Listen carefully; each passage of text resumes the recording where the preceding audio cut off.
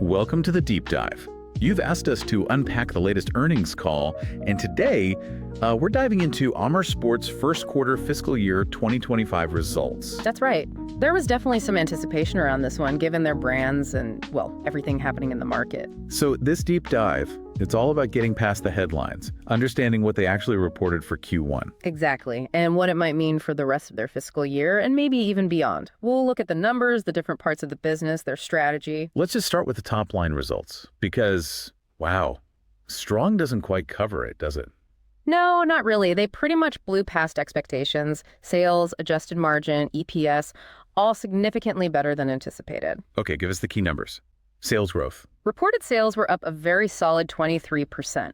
If you take out the currency effects, it's even better, 26% growth. 26%, Yeah. okay. And margins. That was a big focus. Huge improvement there. Adjusted operating margin expanded by almost 500 basis points compared to Q1 last year, nearly 5%. Wow. And that flows straight down, right? Earnings per share. Yeah, big leap. Adjusted diluted EPS came in at 27 cents. Remember, it was only 11 cents in the same quarter last year. So more than doubled. Was this just one brand carrying the weight? Actually, no. That's what's interesting. They saw strength pretty much across the board. Technical apparel, outdoor performance, even Ball and Racket had solid results. Right, so broad-based. Definitely. Led by brands like Arcteryx, which continues to be a powerhouse, but they also really highlighted the growing momentum for Salomon sneakers globally. Seems like that mix of tech and style is hitting the mark. Okay, let's dig deeper then. Let's unpack these numbers and see what's really driving this performance. Start with the overall group financials. Where did that 26% sales growth actually come from? Well, the biggest engine was definitely their direct-to-consumer business, their DTOC channel. Okay. That grew an incredible 39%. A lot of that was Salomon footwear, particularly strong in Greater China and the rest of Asia Pacific. 39% in DTC, wow. And wholesale. Wholesale also did well, up 12%. Arcteryx was the leader there. And regionally, you mentioned Asia. Yeah, Asia Pacific was the standout, up a huge 49%. Greater China wasn't far behind at 43%. And we saw faster growth in AMEA and the Americas too, both up 12%. Okay, let's talk about those margins. A nearly 500 basis point jump in operating margin is massive. How did they get there? Gross margin first. Right. Adjusted gross margin increased by 330 basis points. It reached 58%. 58% gross margin. What drove that? It was mainly down to a better mix. More sales through their higher margin DTC channel, more sales in higher margin regions like Asia, and, a favorable product mix overall. Plus, they mentioned lower discounts compared to last year. Makes sense. And they expect Arcteryx to keep pushing that higher. Yeah, that's what they indicated. Arcteryx has their highest gross margin, so its continued growth should naturally lift the average. And what about operating expenses, SG&A? They managed those really well, too. Adjusted SG&A leveraged nicely, meaning it grew slower than revenue. It dropped by 160 basis points as a percentage of sales, coming in at 42.6%. So costs grew slower than sales. Where did they get that leverage? Mostly in the technical apparel and outdoor performance segments, thanks to that strong top-line growth. It was slightly offset by some investments, particularly in their Tennis 360 initiative and building out DTC in the Ball and Racket segment. So higher gross margin, lower SG&A as a percent of sales. That explains the operating margin jump. Exactly, from 10.9% last year up to 15.8% this Q1. And that translated to adjusted net income of $148 million, way up from $50 million a year ago. Okay, what about the balance sheet, debt levels, cash flow? Looking pretty healthy. They ended Q1 with about $515 million in net debt, which is actually down from the end of last year. Oh, interesting. Yeah, their key leverage ratio, net debt to adjusted EBITDA, is sitting around 0.5 times based on their guidance. That's quite comfortable, especially after they raised equity and paid down some debt recently. And inventory, always a key metric. Seems well managed. Inventory was up 15% year over year, but remember, sales were up 26% ex-currency. So inventory growth is running well below sales growth. That looks healthy. Good sign, cash flow. Strong start there, too. Generated $164 million in operating cash flow in Q1. They expect solid operating cash flow growth for the full fiscal year. Okay, solid overall picture. Let's zoom in on the segments now. Technical apparel, that's Arcteryx and Peak Performance. How did they do? Very strong. Revenues climbed 28% to $664 million. And yeah, Arcteryx was the main engine here. And specifically within Arcteryx, DTC growth. Exceptional, up 31%. And get this, their comparable store sales growth, or omnicomp, was 19%. 19% comp. Yeah, and that's on top of a really tough 36% comp last year. So that shows real sustained momentum, not just easy compares. They said it's coming from new customers, existing customers, across regions, channels, products, just broad strength. Wow. Wholesale was strong too. Yep, Arcteryx wholesale grew 22%. What about peak performance? Still sounds like it's in a bit of a transition. They use the phrase cleaning up the marketplace. So pulling back from discounts, focusing on the core brand at full price. Makes sense for a premium brand. Yep. And regionally for technical apparel. Strong double digits pretty much everywhere. Our Arcteryx is strong Asia Pacific, Greater China, the Americas. And segment margins. Also improved. Adjusted operating margin for technical apparel expanded 110 basis points to 23.8%, mostly due to that SG&A leverage on the strong sales growth. 23.8% margin. Yeah. Very healthy. Did they talk about the Arcteryx store's strategy? They did, actually, and it was interesting. It's not just about opening as many stores as possible. They're really focused on the quality and productivity of the locations. Right. Quality over quantity. Exactly. In Q1, they opened 4 new stores, but also closed 4 older legacy ones, so net flat for the quarter. And the plan for the year? About 25 net new stores globally. That means they'll continue closing some underperforming spots, like maybe some outlets or just suboptimal locations, while opening better ones. And in China. They've opened a lot there previously. Yeah, but the strategy there now is optimization, not just expansion. They actually expect a net closure of stores in China this year. Really? Closing stores in China? Net closure, yeah. They're focusing on fewer but larger, higher quality flagship type stores rather than just pushing for more doors. They gave examples like a new store in the Beijing Peninsula Hotel, apparently the first sports brand alongside the luxury stores there, and a new store in Banff, the mountain town. Interesting strategic shift. Anything else on Arcteryx? Community. Product. Yeah, community engagement is still key. Their Mammoth Academy event drew thousands, boosted sales, got media attention. Product-wise, footwear is exploding for them. Footwear for Arcteryx. Yeah, fastest growing category, up 41% in Q1. They're seeing a great response to their technical shoes. The Norvin LD4 launch was up like 163% in the quarter. Wow. They've got more coming too, like the Conceal Approach shoe. They see footwear as a really big, profitable growth area. They've even set it up as its own business unit now with a dedicated team and P&L. And the women's business. Yeah. Often a big opportunity. Huge momentum there too. Growing double digits, actually outperforming the rest of the brand in some areas. They highlighted the Clarkia pant, saying it's seeing explosive growth, even stocking out. Sounds like improved fit, style, and function are really resonating, especially in the US and Europe. Good to hear. What about Rebird and Valence? Rebird, their repair and circularity program is still a priority, 25 service centers globally now. And Valence, their sort of city-focused expression, is also its own unit focusing on product and marketing. It was at Paris Fashion Week. Got good feedback, apparently. Okay, lots happening in technical apparel. Let's move to outdoor performance. That's Salomon and winter sports gear. Right. Another strong segment. Revenues up 25% to $520 million. Right. Driven by Salomon's soft goods, footwear, and apparel, and also a better-than-expected end to the winter sports season. Where did the growth come from channel-wise? Again, DTC was huge here, up 68%, primarily driven by Greater China and APAC with new stores and strong comps. Wholesale grew a solid 9%. And regionally? Led by Greater China and APAC again. Also saw accelerating growth in AAMEA. The Americas were roughly flat overall, but they pointed out that was partly due to a divestiture last year.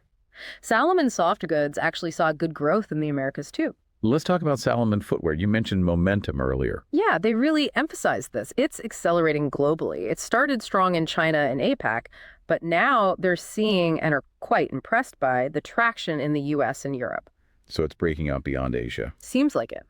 Brand awareness has apparently doubled in recent years, and it's working for both the more style-focused lines and the core performance stuff. They put it in perspective. Yeah, Salomon sneakers hit $1 billion in sales last year, but the global sneaker market is like $180 billion.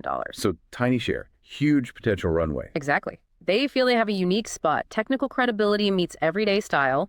Their long-term hope is for Salomon soft goods to grow strong double digits every year. Any specific product callouts? Yeah, successful launches like the XT Whisper for sport style and the Aeroglide 3 running shoe, which has some new foam technology that's apparently doing really well. How are they managing the growth? Retail, wholesale. Sounds like wholesale partners, especially in Europe and Asia, are seeing good sell-through and have strong order books. But DTC is still seen as critical for growth, especially in China, where their Salomon compact shop format is apparently very effective high sales per square foot. Compact shops. Yeah, smaller footprint stores. They opened 22 net new ones in Q1, now have 218, aiming for nearly 300 this year. They think there's potential for several hundred more just in the top-tier cities in China long term. Their Shanghai flagships are also doing well, with the second one opening soon. Maybe about the U.S. market for Salomon. They said they're laying the groundwork. The NYC store is getting traction, planning a few more in the greater NYC area, also expanding wholesale presence and focusing on San Francisco and LA as key epicenter markets for the sneaker trend. Okay. And the other part of this segment, winter sports equipment. Did better than they feared at the end of the season. Good sell-through, some reorders came in. Nordic skiing was a bit challenged, but inventory is clean. Long-term, they expect low single-digit growth from this part. So it's becoming a smaller piece of the pie as Salomon grows faster. Exactly. It's about a third of the segment now, but that share is shrinking.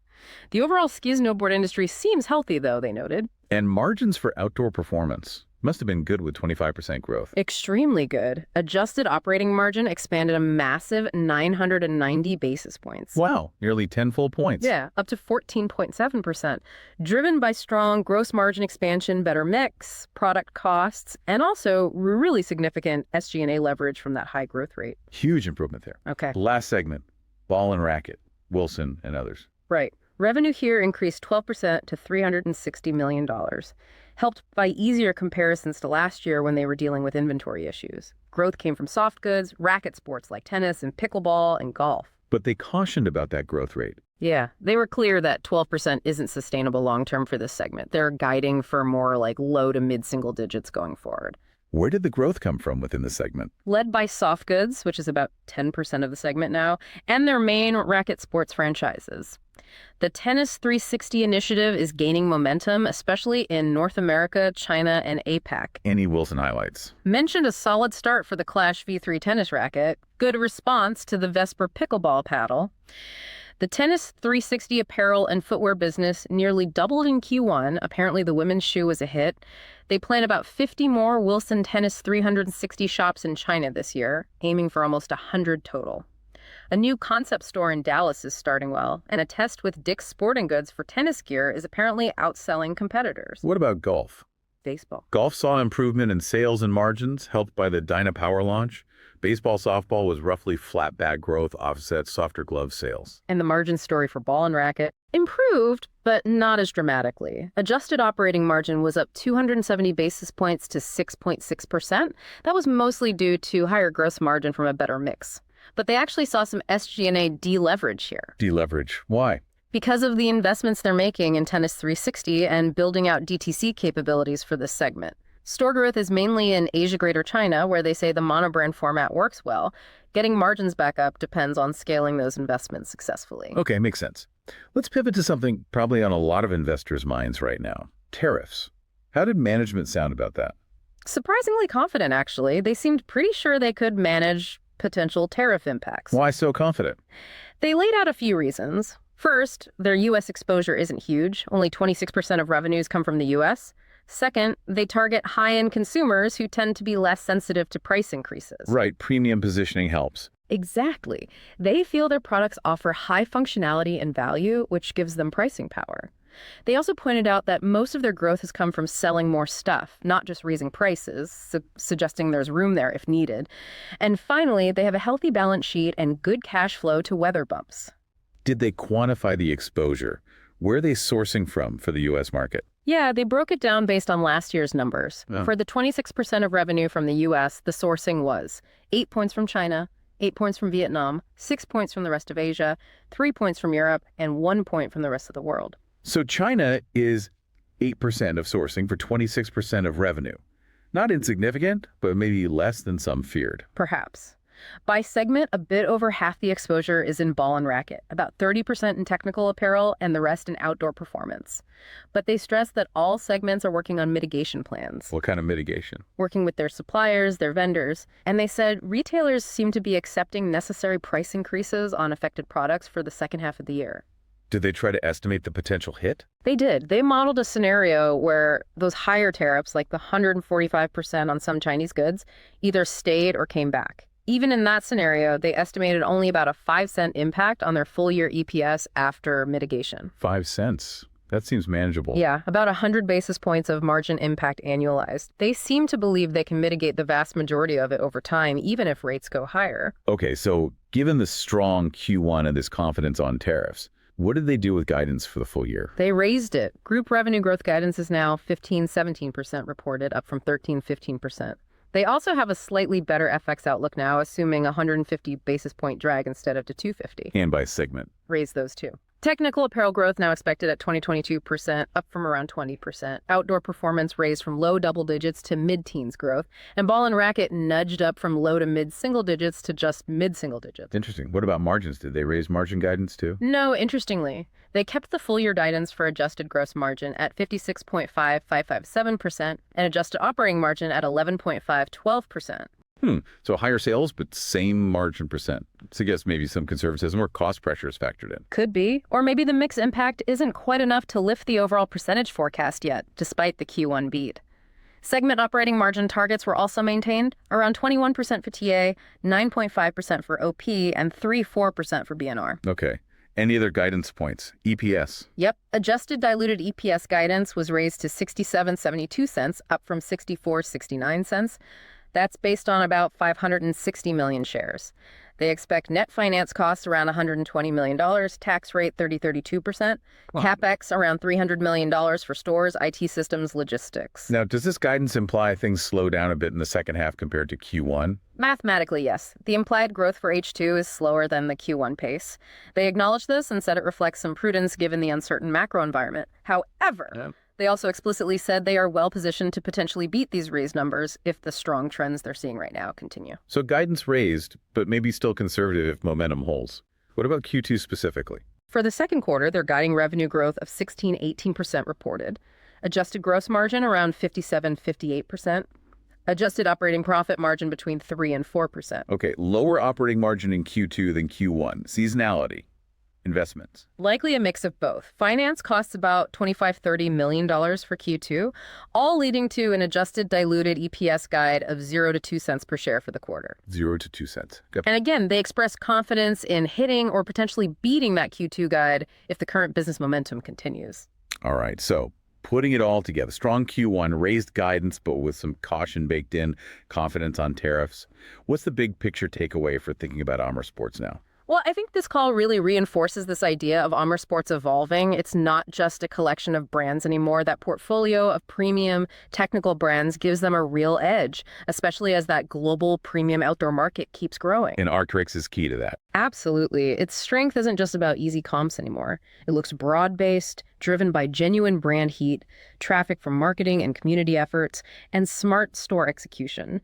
Moving away from outlets towards full price really validates that premium positioning, and the women's opportunity seems significant and maybe still underappreciated. And Salomon sneakers, you keep coming back to that. Because the call provided pretty strong evidence it's inflecting globally. It's not just Asia anymore. The traction in the US and Europe seems real, and given their tiny share of the massive global sneaker market, the potential growth runway is just huge. That blend of tech and style is clearly working. Plus, as that grows, it significantly helps the overall margin profile of the outdoor segment. The China strategy also seems important. Yeah, that focus on optimizing the retail footprint, bigger, better stores, not just more stores, especially for Arcteryx and Wilson Tennis 360, looks like a key driver of their success there. Better ROI long-term, probably. Converting partner stores to owned also gives them more control. And despite all the macro worries and tariff talk, management sounds confident they can navigate it. Pricing power, supply chain flexibility, geographic diversification. They seem to think the financial impact this year will be minimal. Raising guidance, even cautiously, backs that up. any weaker points? Well, ball and racket is improving, but the commentary suggests it still needs investment, especially in Tennis 360, to really boost those segment margins back to where they once were. But crucially, they said they're seeing zero negative impact on current business from all the tariff headlines. Business trends remain strong. Okay, that sets the stage nicely for our next segment, the one where we throw out some ideas. But please, everyone listening, remember, this is absolutely not financial advice. Do your own research. Seriously, we're just exploring possibilities based on the call, purely for discussion, not recommendations. All right. So here's an outrageous but plausible idea inspired by this Amer call. What if you thought about Amer Sports less like a traditional, maybe somewhat slower sporting goods company? And more like, maybe like one of those high-growth, margin-expanding, disruptive footwear and apparel names? Exactly. And considered a long position targeting a valuation that reflects that kind of potential, not the conglomerate average. Okay, what's the rationale there? The idea is the market might still be undervaluing the impact of Salomon's accelerating global sneaker business. It's becoming a significant growth engine with improving margins. Maybe the market's also too worried about tariffs, despite management's confidence in mitigation plans. Perhaps the current valuation is anchored too much to the legacy, slower parts of the business. Right. Underestimating the transformation. Now, the outrageous part of the angle. Imagine Salomon sneakers just completely take off.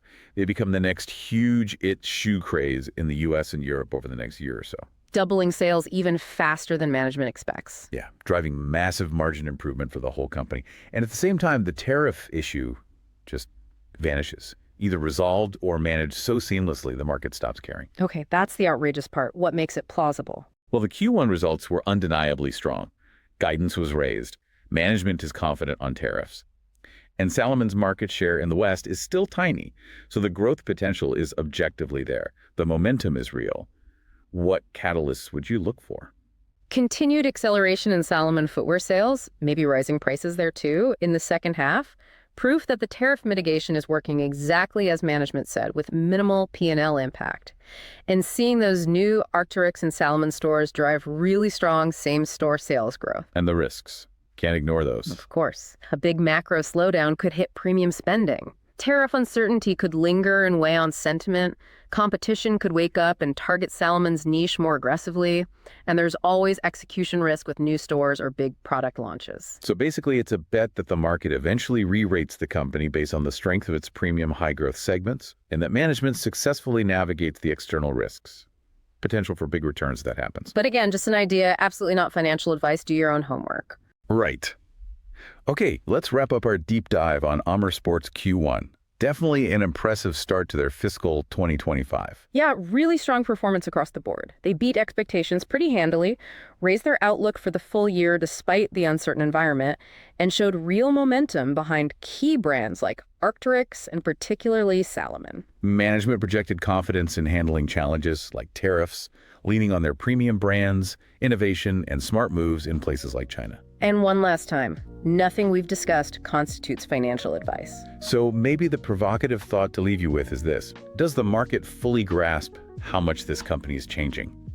Particularly the scale of the opportunity in something like Salomon sneakers, or the potential long-term payoff from these strategic bets on retail and specific initiatives like Tennis 360. Definitely something to consider as you digest all this information. Thanks for joining us for this deep dive. Keep these points in mind.